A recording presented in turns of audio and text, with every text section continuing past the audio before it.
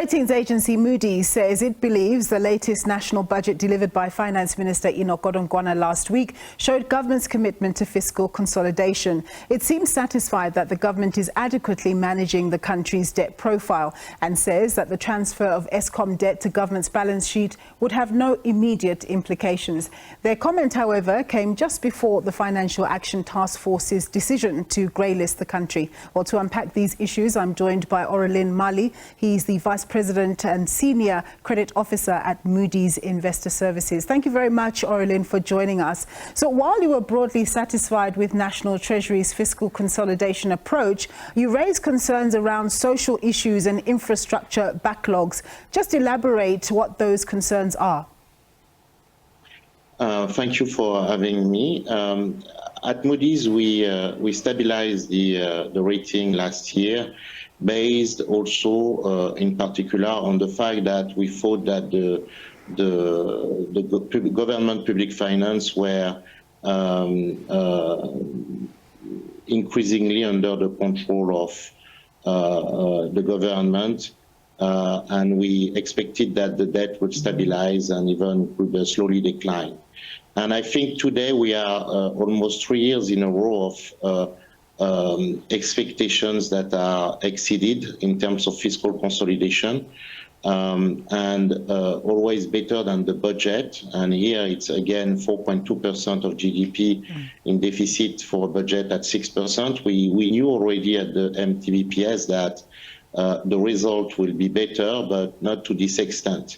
So there is a cyclical element to it, which is due to the high commodity prices, especially in rand, but there is also a structural element into the consolidation effort, in particular on the wage negotiation with civil servants. For the last few years, it has been below inflation and much below what was the previous decade level of increase.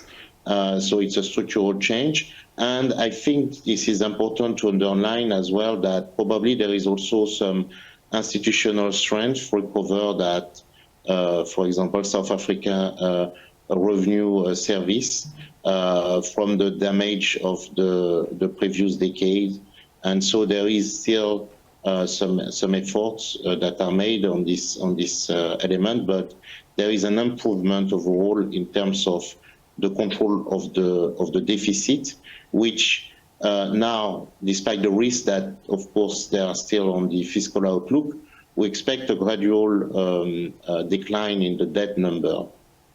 So you talk about the public sector wage situation and how that's been brought under control, rising with wages rising at below inflation levels. But we know that there's a heated situation on the ground right now with public sector unions threatening to strike on a long-term basis to get higher than inflation increases. How much of a concern is that for you as a ratings agency? Because, of course, that's one of the issues that you've raised as a possible red flag if government can't rein that in. I mean, you have to compare with the past period. The increase in wages really ballooned the current spending of the government to levels that led to increased deficit and higher interest payments. So it changed the structure of South Africa public finance. So it remains a risk for the fiscal outlook. But at the same time, you have to give credibility to the authorities for the last few years, where they have managed to have negotiation that did not lead to, or at least that did not jeopardize the fiscal consolidation effort. And an important element also is probably the low growth. You mentioned the infrastructure bottlenecks. With all the load shedding to record level, probably that will revise down our growth forecast for the year and next. Currently they're at 1 and 1.2%, but we are going to revise down this growth forecast. So in the past few months, we as the media, we've been trying to assess what the impact of greylisting would be on the country. And of course, come Friday, we heard that South Africa has been greylisted. From a ratings point of view, is this of concern to you? Are you likely to see our economy worsen as a result of greylisting? No, for sure that it's a credit event that is negative in a sense that there is a reputational damage for South Africa. The Financial Action Task Force puts countries into grey list, and it's grey list just to, if you want, indicate an increased monitoring of the transaction. So there is a cost attached to that. In terms of compliance cost, in terms of probably a reluctance for some investors to invest in South Africa, so through FDIs and also net capital inflows will be affected. But we don't think it will be to a level that is not manageable by South Africa.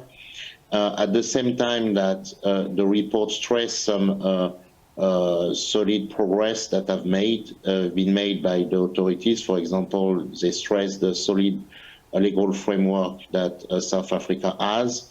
They also stress some of the shortcomings, the inability to really proactively identify and combat the networks for anti-money laundering, for example. The question is how long South Africa will remain on the list. There is, looking at historical examples, generally 3 years. Some countries have stayed 1 year, 2 years. Here it's at the highest priority for the central bank and the authorities. They already changed the law, so we'll see. But definitely it's, there is a cost attached to this decision for the South African economy. Aurelien, thank you so much for your time there and your insights. Aurelien Mali, he's from Moody Investor Services.